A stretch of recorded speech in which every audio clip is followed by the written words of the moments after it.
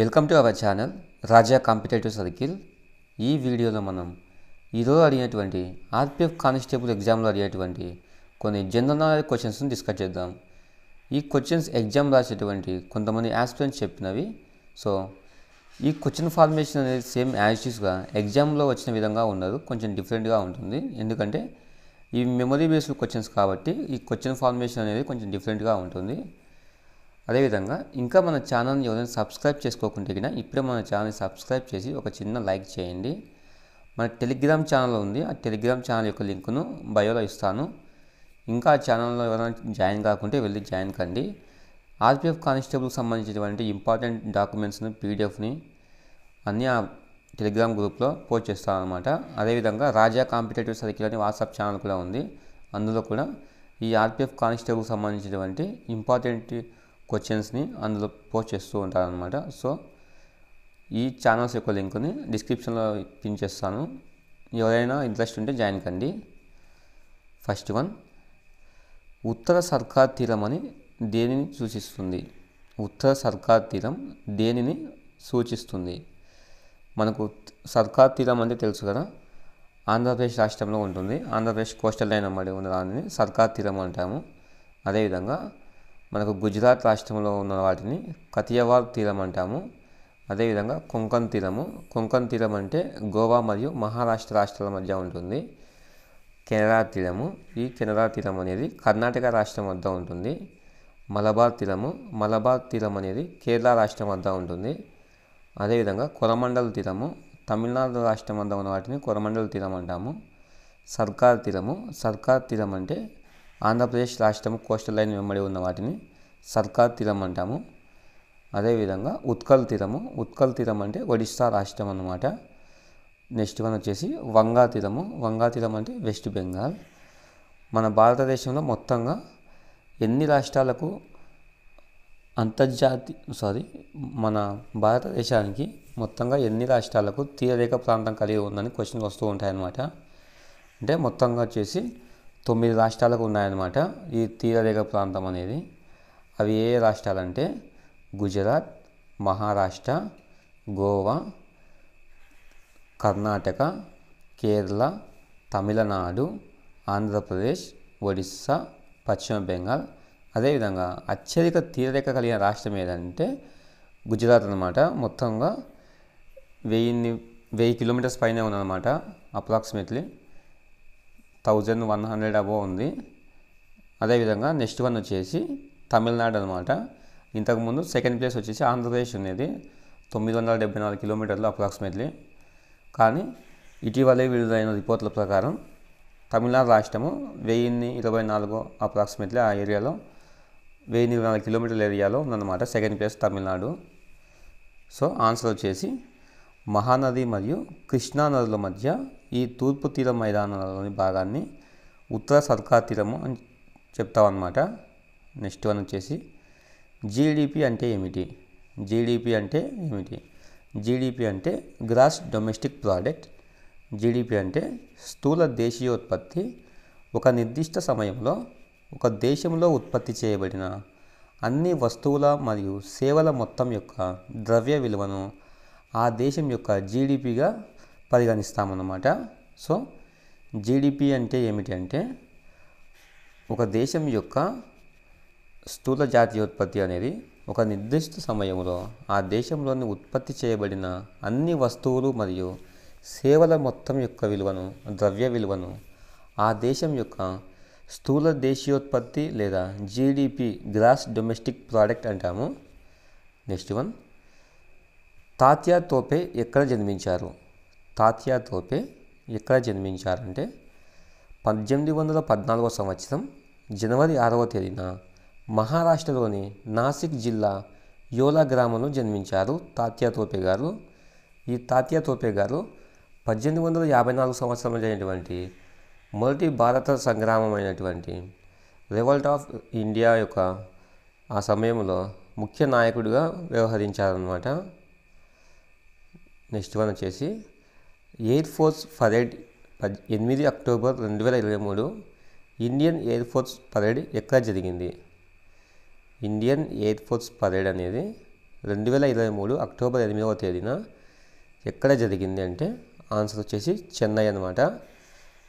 Next one, Birsa Munda ఎవరికి వ్యతిరేకంగా నిరసన వ్యక్తం చేశారు?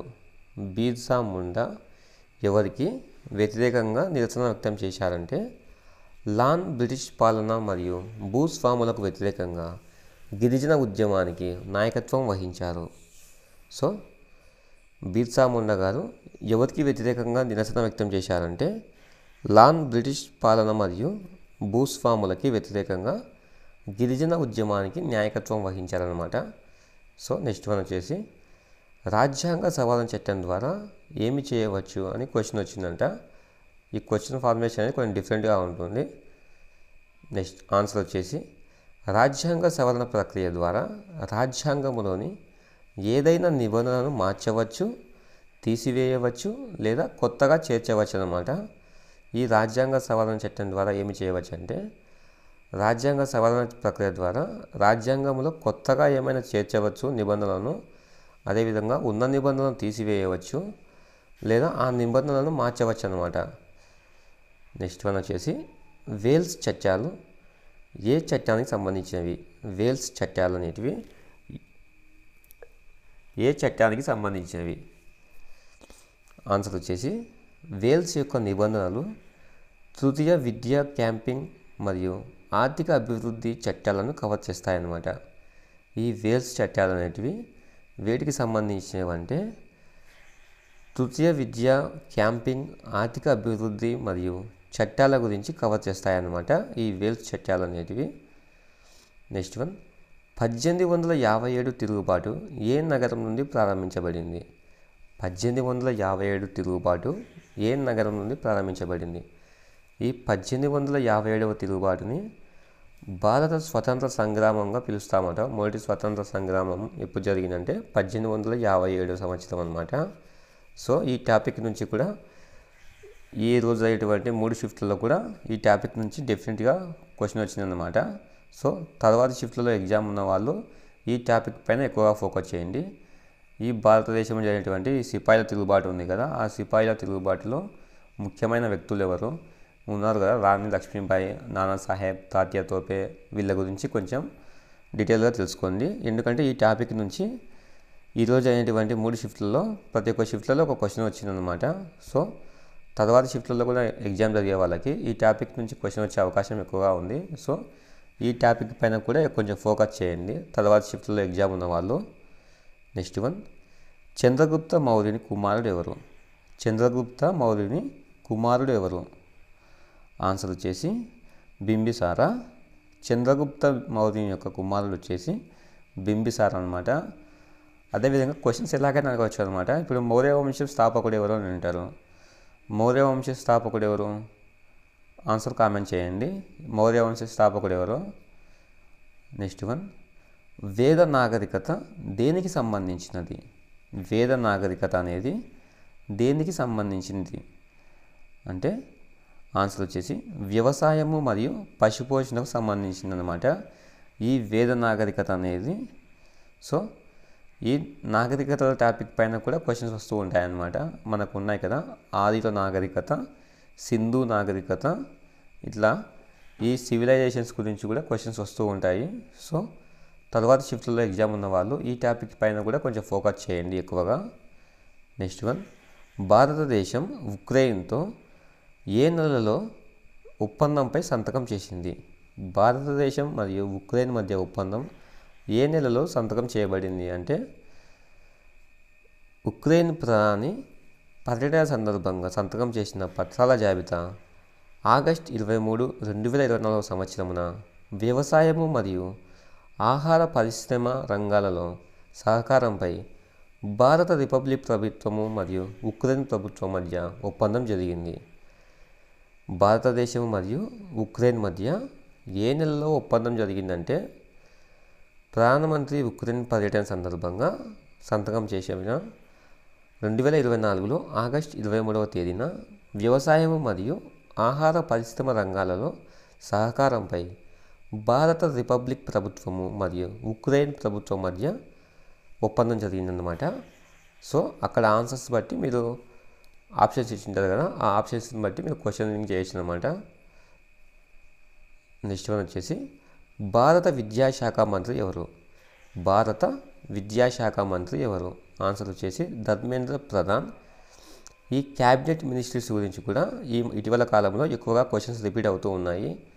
అదేవిధంగా క్యాబినెట్ మినిస్ట్రీస్, దేశానికి సంబంధించినటువంటి రాష్ట్రాలు, ఆ రాష్ట్రాలకు సంబంధించినటువంటి రాజధానులు ఏవి, గవర్నర్స్ ఎవరు, ముఖ్యమంత్రులు ఎవరు, ఆ రాష్ట్రాలకు సంబంధించినటువంటి ఉప ముఖ్యమంత్రులు ఎవరు, సో రాష్ట్రాలు, రాజధానులు, ఆ రాష్ట్రాల యొక్క ముఖ్యమంత్రులు, గవర్నర్ల గురించి కూడా ఈ ఆర్పిఎఫ్ కానిస్టేబుల్ ఎగ్జామ్లలో ఇంపార్టెంట్ అనమాట.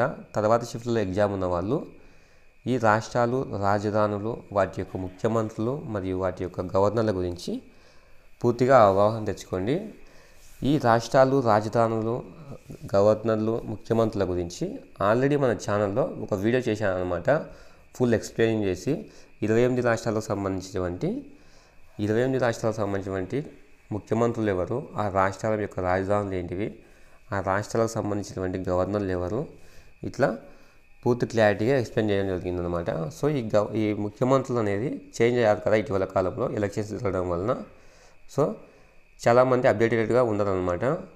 ఈ 2024 సంవత్సరంలో ఎలక్షన్స్ జరిగి చాలా రాష్ట్రాలకు ముఖ్యమంత్రులు మారారు కదా, సో వీటిపై కూడా ఎక్కువగా ఫోకస్ చేయండి తర్వాత షిఫ్ట్లో ఎగ్జామ్ ఉన్న వాళ్ళు.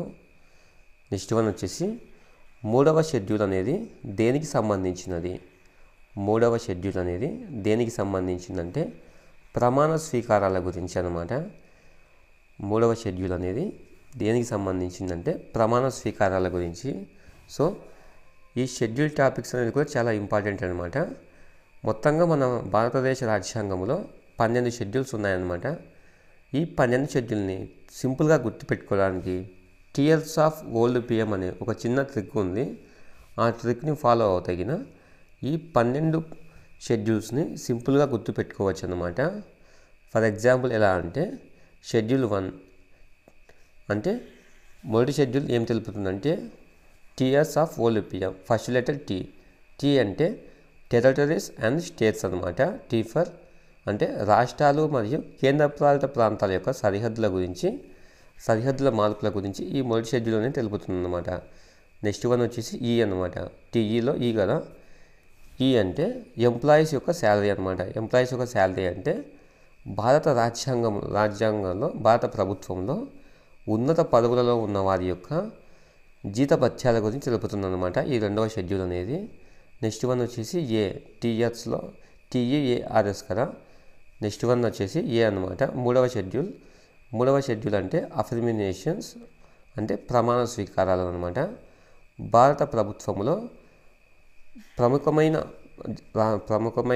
ఇప్పుడు ఉన్నాయి కదా, రాష్ట్రపతి, ఉపరాష్ట్రపతి, సుప్రీంకోర్టు ప్రధాన న్యాయమూర్తి, ఇలాంటి వారి యొక్క ప్రమాణ స్వీకారాల గురించి ఈ 3వ షెడ్యూల్ అనేది తెలుపుతుంది అనమాట. సో ఈ షెడ్యూల్స్ టాపిక్ పైన కూడా ఎక్కువగా ఫోకస్ చేయండి.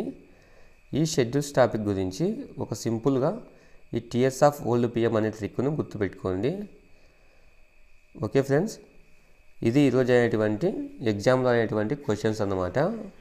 ఈ తర్వాత షిఫ్ట్లలో ఎగ్జామ్ రాయబోయే వారికి అందరికీ ఆల్ ది బెస్ట్. ఇంకా మన ఛానల్ని ఎవరైనా సబ్స్క్రైబ్ చేసుకోకుంటే కన్నా ఇప్పుడే మన ఛానల్ సబ్స్క్రైబ్ చేసుకొని మన యొక్క టెలిగ్రామ్ గ్రూప్లో జాయిన్ కండి. ఆ టెలిగ్రామ్ గ్రూప్ యొక్క లింకును మన యొక్క డిస్క్రిప్షన్లో పిన్ చేస్తాను. అదేవిధంగా వాట్సాప్ ఛానల్ యొక్క లింకును డిస్క్రిప్షన్లో పిన్ చేస్తాను. మీరు ఆ యొక్క టెలిగ్రామ్ గ్రూపు మరియు వాట్సాప్ గ్రూప్లో జాయిన్ కావడం వలన నేను ఇలాంటి ఇంపార్టెంట్ పీడిఎఫ్స్ని, డాక్యుమెంట్స్ని, ఇంపార్టెంట్ క్వశ్చన్స్ని అందులో పోస్ట్ చేస్తూ ఉంటాను అనమాట. సో ఇంట్రెస్ట్ ఉన్న వాళ్ళు అందులో జాయిన్ కండి. అదేవిధంగా మన టెలిగ్రామ్ గ్రూప్లో ఇప్పటి వరకు పోస్ట్ చేసిన వారిని చూడండి, మీకు నచ్చితే జాయిన్ కండి. ఓకే ఫ్రెండ్స్, అందరికీ ఆల్ ది బెస్ట్.